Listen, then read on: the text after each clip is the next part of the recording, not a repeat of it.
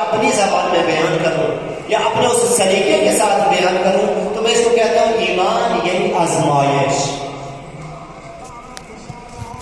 ایمان یعنی امتحان، یہ ہے ایمان۔ اب دیکھیے یہ جو ایمان ہے، پروردگار جب کسی کو درجے دینا چاہتا ہے تو اس کے ایمان کی آزمائش ہوتی ہے، اور یہ ایمان ایک ایسی چیز ہے کہ جس کے لیے سخت امتحان سے گزرنا پڑتا ہے، اور کوئی ایسا نبی نہیں ہے جس نے امتحان نہ دیا ہو، اور کوئی ایسا امام معصوم نہیں ہے جس نے امتحان نہ دیا ہو۔ یہ ایمان کی منزل اس وقت تک انسان اس کمال تک نہیں پہنچ سکتا جب تک ایک امتحان نہ دے۔ اس لیے ارشاد ہوا وَإِذِ ابْتَلَىٰ إِبْرَاهِيمَ رَبُّهُ بِكَلِمَاتٍ فَأَتَمَّهُنَّ کہ خدا نے حضرت ابراہیم سے امتحان لیا، امتحان لیا۔ جب امتحان لیا تو حضرت ابراہیم سرخرو ہو گئے، اور جب تک امتحان نہ ہو اس وقت تک انسان کمال تک نہیں جا سکتا۔ اور عزیزوں دوستوں اور بزرگوں، یہ ایمان ایک ایسی چیز ہے کہ جس کے پیچھے کھلا جو دشمن ہے، شیطان ہے، وہ پیچھے پڑا ہوا ہے کہ کسی نہ کسی طریقے سے اس کے ایمان کو ضعیف کر دیا جائے۔ آج پوری دنیا میں ملت تشیع کی اس ایمان میں حملہ کیا جا رہا ہے۔ آج کیوں صرف تشیع کا قتل ہو رہا ہے؟ آج کیوں صرف شیعوں کو قتل کیا جا رہا ہے؟ آپ دیکھ لیجیے پوری دنیا میں کیوں دوسروں کو جو دشمنان اہل بیت ہیں ان کا حملہ کیوں نہیں ہو رہا؟ ایمان پہ حملہ کیا جا رہا ہے۔ اور یہ آج کی بات نہیں ہے، یہ پرانے زمانے کی ایک عادت ہے کہ جو فرعونیان تھے وہ یہ کام کرتے آ رہے ہیں۔ دیکھیے متوکل کا دور ہے، اس متوکل کے بہت سے ایسے واقعات ہیں۔ بہت بڑا ظالم تھا، بہت بڑا ظالم تھا کہ جس نے تشیعوں کو مٹانے کی کوشش کی ہے، جس نے شیعیان حیدر کرار کو ختم کرنے کی کوشش کی ہے۔ ایک علی کا چاہنے والا، اس کا نام ہے ابن صدیق، ابن صدیق علی کا چاہنے والا، اس کو بلایا اور یہ متوکل دیکھ کر کہتا ہے کہ میں اپنے جو دو بیٹے ہیں ان کو تیرا شاگرد قرار دیتا ہوں، تو میرے بیٹوں کو پڑھا۔ اب کچھ پڑھایا، اس کے بعد اپنے بڑے دربار میں ابن صدیق کو بلا کر کے یہ متوکل کہتا ہے کہ اے ابن صدیق، مجھے بتاؤ کہ تیری نگاہ میں یہ میرے دو بیٹے زیادہ افضل ہیں یا علی کے حسن و حسین زیادہ افضل ہیں؟ جو بتا اے ابن صدیق، میں متوکل کہ یہ دو بیٹے تیری نگاہ میں زیادہ افضل ہیں یا علی کے بیٹے حسن و حسین زیادہ افضل ہیں؟ تو یہ علی کا چاہنے والا تھا۔ ایک بار ابن صدیق کے خون نے جوش مارنا شروع کر دیا، خون نے جوش مارنا شروع کیا، اور ابن صدیق دیکھ کے کہتا ہے، بڑا عجیب جملہ کہا۔ دیکھیے دشمن اہل بیت کے سامنے اس کی آنکھوں میں آنکھیں ڈال کے بات کر رہا ہے ابن صدیق، اور دیکھ کے کہتا ہے متوکل سن، تیرے کے دو بیٹے حسنین کو جا علی کے غلام کمبر کے جوتوں کے تسموں کے برابر بھی نہیں ہیں۔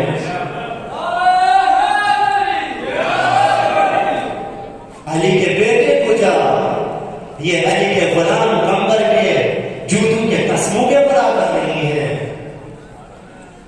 اسے غصہ آ گیا، متوکل کو غصہ آ گیا، اور غصے میں دیکھ کے کہتا ہے جلدی کرو اس کی زبان کو کھینچ دو۔ زبان کو کھینچ دیا گیا، تڑپ تڑپ کے جان دے دی، لیکن ولایت سے ایک قدم پیچھے نہ ہٹا۔ یہ ہوتا ہے امتحان، ایسی ہوتی ہے آزمائش، ایسا ہوتا ہے امتحان۔ اور زیادہ علی کے چاہنے والوں کا امتحان زیادہ ہوتا ہے، علی کے چاہنے والوں کا زیادہ امتحان لیا جاتا ہے۔ اور ایمان کسی چیز کا نام ہے۔ ایمان کیا ہے؟ خدا کی وحدانیت کا اقرار، رسول کی رسالت کا اقرار، اور علی کی ولایت کا اقرار۔ یہ تین چیزیں ایمان کے دائرے میں، اور ان تینوں چیزوں جس کا ایمان مضبوط ہو وہ کبھی پیچھے نہیں ہٹتا. ایک سلوات پڑھی بر محمد و آل محمد.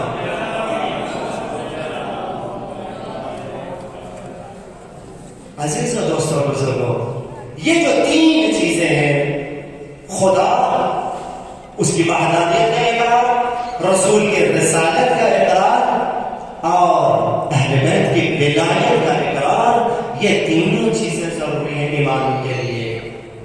یہ تینوں چیزیں ضروری ہیں. اگر ان میں سے ایک بھی نہ ہو تو اس کا ایمان مکمل نہیں ہے. اور اس ایمان کے لیے جیسے عرض کیا ہے امتحان سے گزرنا پڑتا ہے. اگر ہماری زندگی میں کہیں خدا امتحان لینا شروع کر دے تو خدا کا شکر ادا کرنا چاہیے. دیکھیے خدا انسان کو کبھی دے کے آزماتا ہے اور کبھی انسان سے لے کے آزماتا ہے. میں اسی ممبر میں کئی بار اس موضوع میں گفتگو کر چکا ہوں، لیکن یاد رکھیے خدا کبھی انسان کو دیتا ہے اور آزماتا ہے، اور کبھی اس سے چھین کے اس سے لے کر کے اس کے ایمان کی آزمائش ہوتی ہے، اس کا امتحان لیتا ہے. اگر خدا دے تب بھی اس کا شکر ہے، اگر لے لے تب بھی اس کا شکر ہے.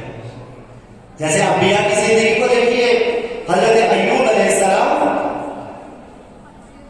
حضرت ایوب انبیاء میں سے وہ نبی تھے کہ پروردگار نے تین چیزیں انہیں عطا کی تھی. مال دولت بھی دیا، اولاد بھی دی اور صحت بھی دی تھی. لیکن دیکھیے ایمان کی جب آزمائش ہوتی ہے تو کیسے ہوتی ہے. اور جو اللہ والے ہوتے ہیں اور رسول والے اور علی والے ہوتے ہیں، جو ایمان پہ پورے کامل ایمان کے مالک ہوتے ہیں، وہ اپنے ایمان کو نہیں چھوڑتے. حضرت ایوب علیہ السلام کا امتحان دیکھ لیجیے. تین چیزیں پروردگار نے دی، تینوں لے لی. یہ ابلیس شیطان خدا کے پاس گیا اور دیکھ کے کہتا ہے کہ اے خدایا، یہ تیرا ایوب نبی بڑا سمجھدار ہے، خدایا تین چیزیں تو نے اس کو عطا کی. سبب پڑے تو محمد والے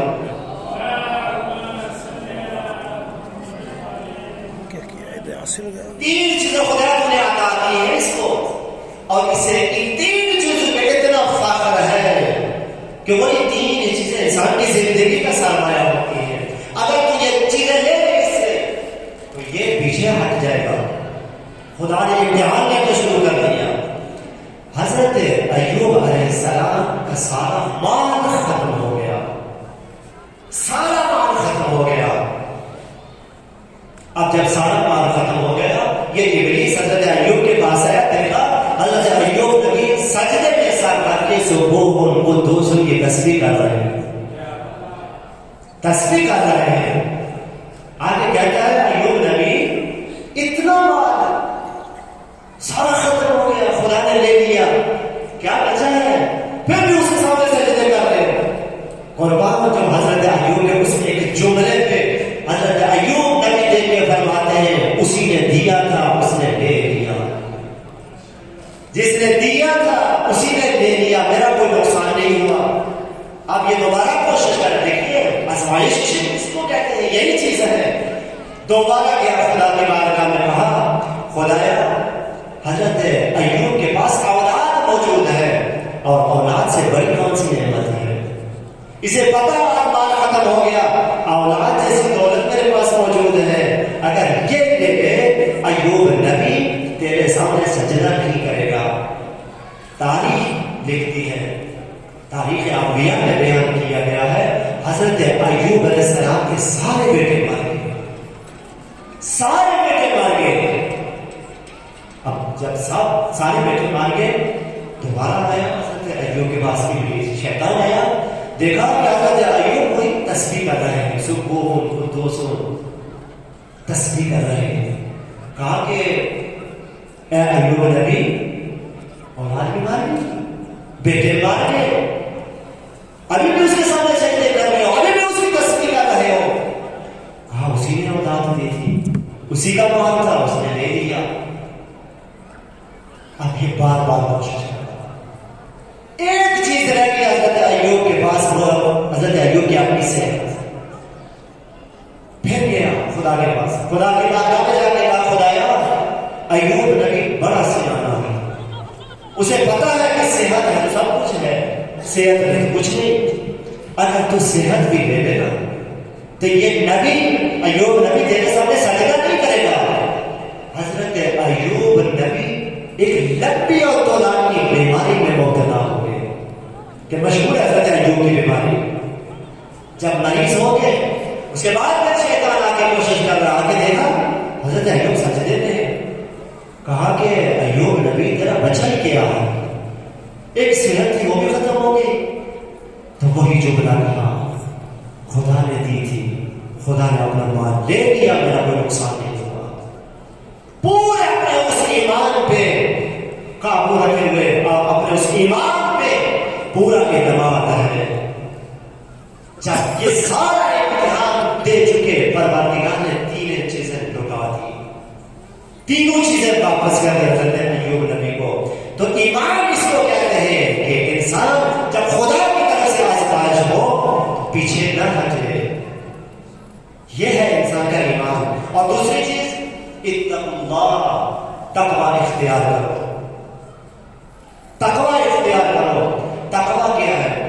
علماء جو اس کی تعریف مختصر بیان کرتے ہیں وہ یہ ہے کہ واجبات کو انجام دینا اور محرمات سے بچنا، حرام چیزوں سے بچنا، اس کو تقوی کہتے ہیں۔ عزیزو دوستو بزرگو، یہ تقوی اور یہ واجبات اور محرمات اس وقت تک کام نہیں دے سکتے جب تک کہ انسان کا ایمان مضبوط نہ ہو۔ جب تک انسان کا ایمان نہ ہو اس وقت تک یہ چیزیں کام دینے والی نہیں ہے۔ ورنہ دیکھیے وہ یہود و نصارہ کتنے اچھے اچھے کام کر رہے ہیں۔ آج میں کیا مثال دوں، پوری دنیا میں قرآن کی کتنی زیادہ تلاوت کی جا رہی ہے۔ ہم سے زیادہ تو دوسرے لوگ جو دشمنان اہل بیت ہیں وہ اچھے انداز میں، خوبصورت انداز میں قرآن کی تلاوت کر رہے ہیں، لیکن معصوم ارشاد فرماتے ہیں بعض لوگ ایسے ہیں جو قرآن کی تلاوت کر رہے ہوتے ہیں لیکن قرآن ان پہ لعنت کر رہا ہوتا ہے، قرآن ان پہ لعنت کر رہا ہوتا ہے۔ وہ کام لوگ ہیں جن کا ایمان مضبوط نہیں ہے، جن کا تین چیزوں پہ ایمان نہیں ہے۔ جتنے اچھے اعمال انجام دیں جب تک ایمان نہ ہو یہ اعمال اسے کوئی فائدہ نہیں دے سکتے۔ صلوات پڑھیں محمد و آل محمد۔ عزیزو دوستو بزرگوں، تیسری اور آخری چیز، اس کے بعد احمد تمام، کونوا مع الصادقین، کہ سچوں کے ساتھ ہو جاؤ۔ ایمان اگر ہے، ایمان کے بعد اگر تقویٰ ہے تو کونوا مع الصادقین، جو صادقین اور سچے لوگ ہیں ان کے ساتھ ہو جاؤ۔ اب یہ سچے کون ہیں؟ یہ سچے کون ہیں؟ ان سچوں کی تفسیر آئے مبالغہ نے بیان کر دی ہے کہ سچے کون ہیں۔ جو مبالغہ میں نبی کے ساتھ رہے تھے وہی سچے تھے، جو نبی کے ساتھ مبالغہ کرنے کے لیے گئے وہی سچے تھے۔ اور ان کے ساتھ رہنا اور صادقین اور سچوں کے ساتھ ہمراہی کرنا یہ بھی ضروری ہے ایمان اور تقویٰ کے ساتھ۔ اگر ایمان ہے، تقویٰ ہے، اگر سچوں کا ساتھ نہیں دیں گے اور ان کے ساتھ تعصب نہیں ہے تو نہ ایمان فائدہ دے گا نہ تقویٰ فائدہ دے گا۔ ایک صلوات پڑھیں گے محمد و آل محمد۔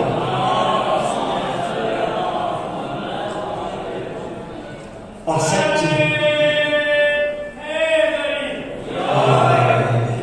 ایک جملہ بات کو تمام کروں، یہ جو سچے ہیں پروردگار نے پورے قرآن میں مختلف متعدد آیات میں ان کا تعارف کروایا ہے، متعدد آیات میں ان کا تعارف کروایا کہ یہ سچے کون ہیں کہ جن کے ساتھ تمسک کرو۔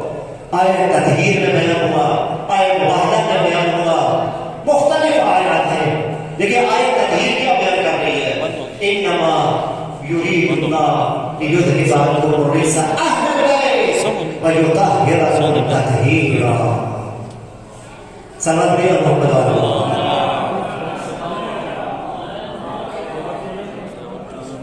یہ سچے وہی ہیں کہ جنہیں پروردگار پاک اور منزہ جنہیں قرار دیا ہے، جن سے رجس اور نجاست کو دور رکھا ہے۔ توجہ کیجیے گا، توجہ میری طرف ہے۔ اہل بیت وہ ہیں اور سچے وہ ہیں، صادقین وہ ہیں کہ جن سے پروردگار نے رجس اور نجاست کو دور رکھا ہے. نجاست کو دور رکھا ہے. دور کیا نہیں کہ پہلے نجاست تھی بعد میں ان کو دور کیا گیا. نا، ان کو دور رکھا گیا ہے. نجاست ان کے قریب بھی نہیں آ سکتی. نجاست ان کے قریب بھی نہیں آ سکتی. دور رکھا ہے. اور یہاں ایک جملہ آج کا تو سورہ مبارکہ معارج میں پروردگار نے ایک آیت کو بیان کیا. توجہ کیجیے گا. خدا نے آیت تطہیر میں کیا ارشاد فرمایا؟ کہا کہ اہل بیت سے رجس اور نجاست کو دور رکھا ہے. اس کا میں توجہ کیجیے گا. نجاست کو دور رکھا ہے، رجس کو دور رکھا ہے. لیکن سورہ معارج میں ارشاد ہوا انہم یرونہ بعیدا ونراہ قریبا، کہ وہ لوگ کفار و مشرکین اور دوسرے لوگ جو ایمان نہیں رکھتے وہ کیا ہے؟ وہ یہ کہ قیامت کو دور دیکھ رہے ہیں. لیکن خدا کہہ رہا ہے کہ نہیں، قیامت دور نہیں ہے بلکہ قریب ہے. انہم یرونہ بعیدا ونراہ قریبا، ہم قیامت کو قریب دیکھ رہے ہیں. اب میرا سوال یہ ہے، اگر آپ نے توجہ ہوگی تو لطف نہیں آئے گا. میرا سوال یہ ہے کہ یہ آیت کب نازل ہوئی؟ پیغمبر کے زمانے میں نازل ہوئی. پیغمبر پہ قرآن نازل ہوا ہے نا، پیغمبر پہ قرآن نازل ہوا. اب یہ آیت پیغمبر کے زمانے میں نازل ہوئی. کتنا عرصہ ہو گیا؟ کتنا 1400 سال گزر گئے یہ آیت نازل ہوئے. لیکن خدا کہہ رہا ہے کہ قیامت قریب ہے. 1400 سال گزر گئے، ابھی قیامت کا نشان بھی نہیں ہے. اور اتنی یہ قیامت دور ہو گئی ہے کہ 1400 سال گزر گئے، 2100 سال اور گزر گئے، نہیں معلوم کب آئے گی. لیکن اس قیامت کو خدا کہہ رہا ہے ان قریب قیامت آنے والی ہے. لیکن رجس اور نجاست کو کہا اہل بیت سے دور رکھا ہے. تو مجھے نہیں معلوم جس خدا کا قریب اتنا دور ہے اس کا دور اتنا دور ہوگا.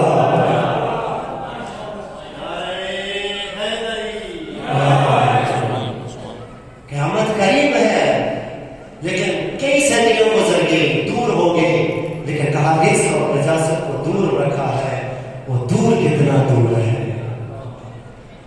یہ اہل بیت ہے کہ جنہوں نے دین کو بچایا. یہی اہل بیت کی ہستیاں کہ جنہوں نے اس دین کو بچایا اور ہم تک پہنچایا. یہ اہل بیت جتنے فضائل آپ فضائل سنتے رہتے ہیں، جتنے اہل بیت کے فضائل ہیں اس سے کئی گنا بڑھ کے مسائل ہیں. اہل بیت کے مسائل کئی گنا بڑھ کر کے. ماہ رمضان ختم ہو چکا، امیر المومنین کی شہادت گزر چکی ہے.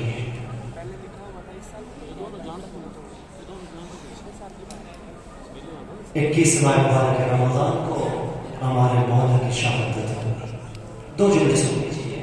شب عید ہے لیکن عبادت مکمل ہو جائے. یعنی ہمارے مولا سارے دن کا روزہ رکھا. افطاری کہاں بھی کرنی ہے؟ اپنی بیٹی میں کلثوم کے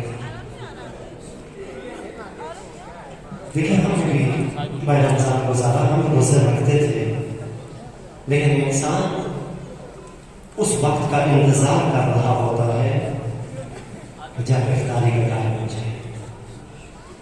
افطاری کے وقت کا انتظار کرتا ہے.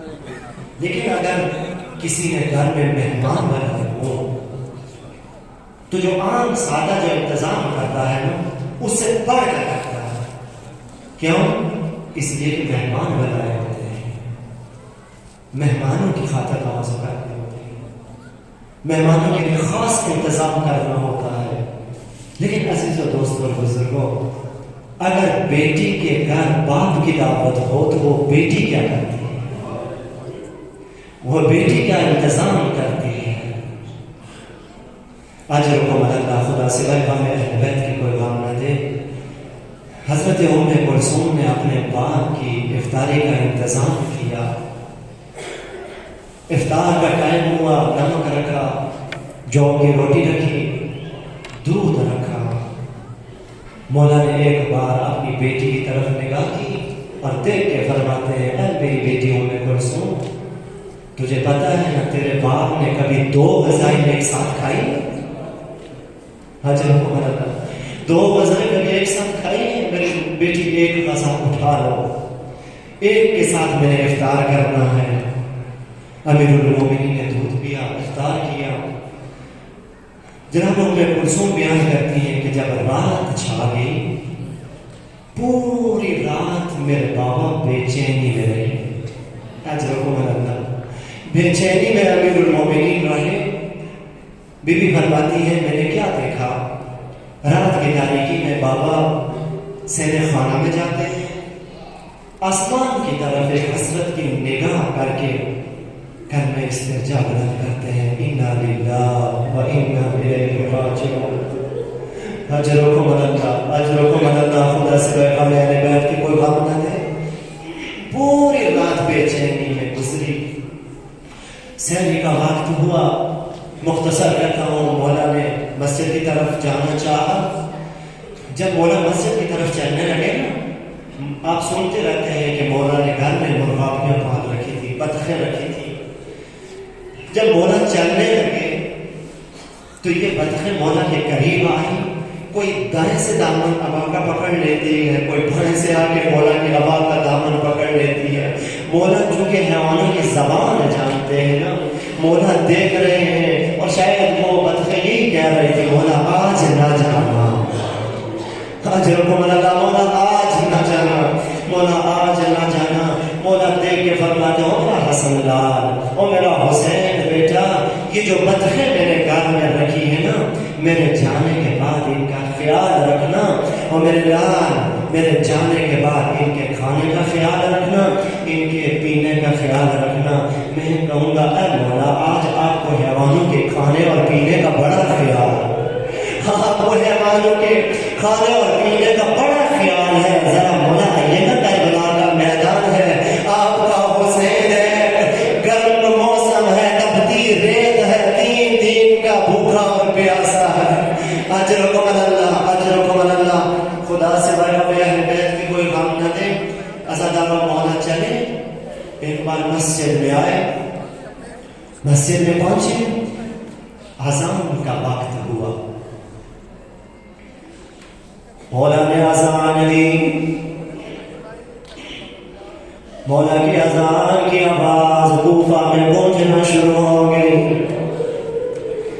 اذان کا حال تھا، مولا کی اذان ختم ہو گئی، شروع ہو گئی مولا کی نماز۔ مولا محراب میں گئے، جا کے مولا نے نماز شروع کی۔ اللہ